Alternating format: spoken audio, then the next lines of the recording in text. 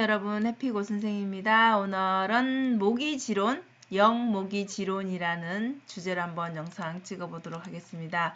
네, 이 영상은 이제 14번째 시간입니다. 고명환 작가님의 책이죠. 경제용어 부록편에 있는 응용 14번째 응용편 시간입니다.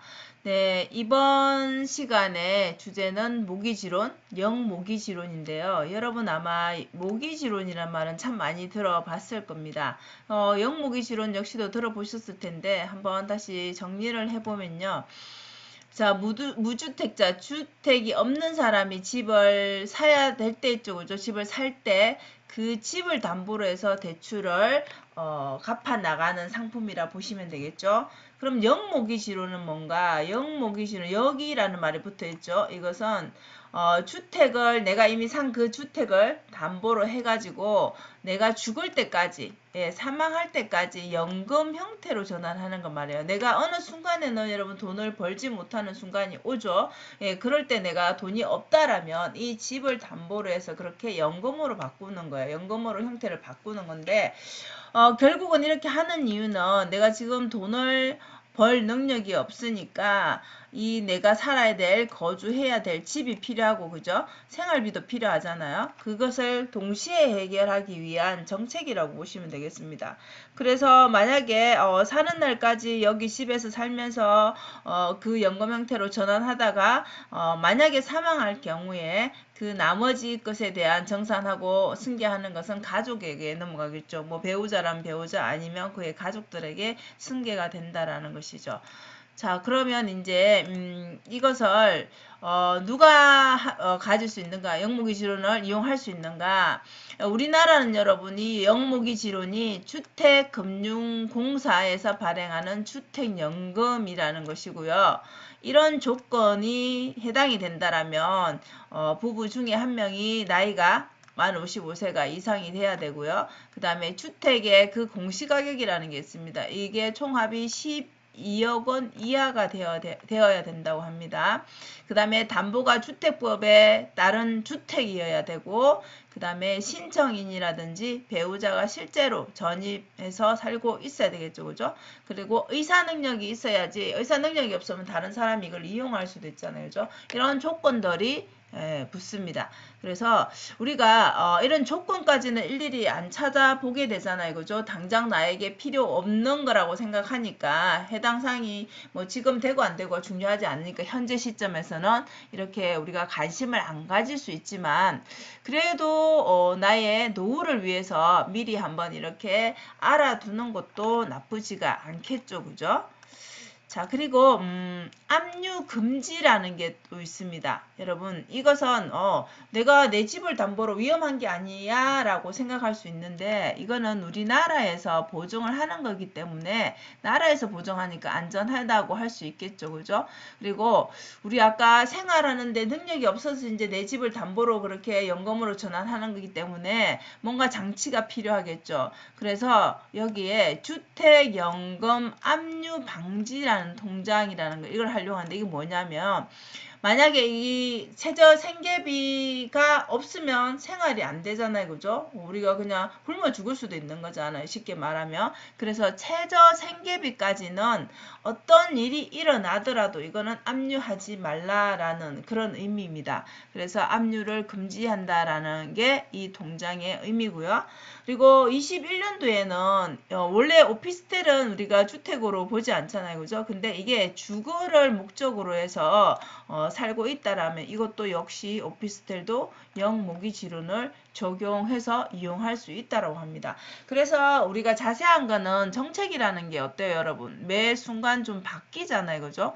이번에는 이랬지만 다음 또 대통령이 되면 다른 사람이 되면 또 이렇게 바뀐다든지 올해는 이렇지만 내년에는 또 이렇게 바뀐다든지 이런 변동 사항이 있기 때문에 우리가 전체적인 그 그림은 알고 있되 세세한 것들은 변할 수 있기 때문에 그때그때 확인하는 작업을 하셔야 되겠죠. 그죠? 예, 그거는 이제 내가 필요한 시점에서 또 정확하게 알아보고 나서 실행을 해야 되겠죠. 자, 그리고 이제 수령 금액. 그러면 어느 정도 돈을 받는데 이런 게 있겠죠. 그래서 이것은 다 다를 수가 있겠죠. 왜냐하면 아까 2억 원 이하 뭐 주택이라 했지만 내 주택의 가격이 다를 거 아니에요. 다른 사람들하고. 그죠? 그 다음에 대출 조건이라는 것 자체가 다를 수 있죠. 이 금액도 다르기 때문에. 그래서 뭐 나이라든지 이런 조건에 따라 다 다를 거기 때문에 예를 들어서 65세 뭐 약간 75세 뭐 내지는 85세 이렇게 나이를 우리가 계산해서 한번 뽑아본다라면 예를 들어서 뭐 80만을 받는다, 130만을 받는다, 뭐 180만을 받는다 이러면 우리가 최저 생계비라는 게 있을 거 아니에요, 그죠? 거기에 준해서 내가 받을 수 있는 정도의 금액인가? 그러면은 자 이거를 두 번째 줄에 이것을 생각해 봤다는 건 뭐예요? 여러분, 내가 이 돈으로 노후 준비가 가능한가라고 물어봐야 되겠죠. 그죠? 스스로에게. 만약에 이게 최저 생계비에는 못 미친다. 만약에 부부가 살아야 되는데 여러분 부부가 두 명이 생활하기에는 턱없이 부족하다. 내지는 혼자 살기에는 충분하다. 뭐 이런 식의 뭐 이렇게 호화롭게 사는 건 아니더라도 기본적인 생활이 가능하다. 뭐 이런 정도의 금액이 되어야지 우리가 노후 생활이 가능하겠죠. 그래서 이 노후 준비가 혹시나 이것으로 부족하다라면 또 개인적으로 뭐 연금을 들어둔다든지 아니면 우리가 뭐 공무원이라든지 다 직업이 또 다르죠, 그죠? 그렇게 또 나오는 연금이 있다든지 그리고 나머지 뭐 또 본인이 준비한 뭔가 노후 준비한 게 있다라든지 이러면은 개개인에 따라서 여러분 그 내가 이 나이쯤에 뭐 예를 들면 65세 이상이 됐을 때 내지는 70세가 됐을 때 75세가 됐을 때 이렇게 돈이 얼마만큼 나온다라는 게 좀 이렇게 이 본인이 파악이 돼야 되겠죠, 그죠? 그래서 만약에 턱없이 부족하다 지금 나는 정말 노후 준비가 안 됐구나 라고 생각을 한다면 어때요? 미리 준비를 해야 되겠죠. 그런 65세 가서 탁 뭐가 나타나는 게 아니죠. 그러면 40세나 50세나 그 전에 빠르면 빠를수록 좋겠죠. 이렇게 단계 준비가 되어야지 내가 실제적으로 70세가 되었을 때 80세가 되었을 때 일을 하지 못할 때 자식에게 손 벌리지 않고 이 노후 준비가 되어 있어서 좀 더 편안하게 살 수 있겠죠. 그래서 이게 준비가 안 됐다라면 여러분들 개개인마다 다 조건에 맞는 주택을 뭐 준비를 한다든지 아니면 지금부터라도 그 연금으로 쓸 수 있는 돈을 뭐 마련한다든지 뭐 투자를 위험하게는 하면 안 되겠지만 차근차근 적립식으로 한다든지 이런 것들이 필요하다라는 것이죠. 그래서 우리가 지금 내가 모기지론을 이용해서 뭐 주택을 내가 살 것도 아니고 나는 영모기지론을 이용해서 내가 연금으로 전환할 것도 아닌데 무슨 상관이야 나에게 이렇게 여러분들이 생각할 수 있겠죠. 근데 결국은 여러분들이 이런 그 용어들을 알아야 되는 것 자체가 부자들은 결국 이런 경제적인 용어들을 다 알고 있고 또 본인에게 적용하기도 하고 다른 사람에게 또 가르쳐 주기도 한다라는 것이죠. 그럼 이것을 위에 있는 이 줄에 있는 이 금액들을 한번 생각해보고 한 번 더 나에게 어떻게 적용할 수 있는 게 뭔가가 있나 그리고 나의 그 노후 준비에 대해서는 얼마가 지금 준비되어 있나 이런 것들을 생각해 보는 사람과 여러분 생각해 보지 않는 사람은 전혀 다른 삶을 산다라는 것이죠.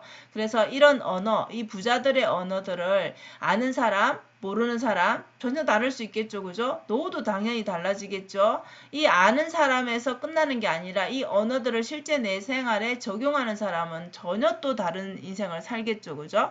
그래서 결론은 우리가 지금 여러 가지 용어들을 알아봤는데 이것은 이 책에서 뿐만 아니라 경제 관련돼서 말씀을 해주는 그런 유튜브 내지는 책들이 되게 많죠. 그죠? 그래서 이런 부자들의 언어, 경제 용어들은 필히 여러분들이 알고 계시고 그리고 내 삶에 적용할 수 있으면 여러분들이 훨씬 더 지금보다는 나은 삶을 그다음 나은 노후를 보낼 수 있다라는 것이죠. 그래서 결론은 부자들의 이런 언어들을 읽을 수 있고 읽는 것에서 끝나지 말고 내 삶에 적용할 수 있어야 되겠죠. 자, 그래서 오늘은 14번째 시간 모기지론과 영모기지론에 대해서 알아봤습니다. 여러분.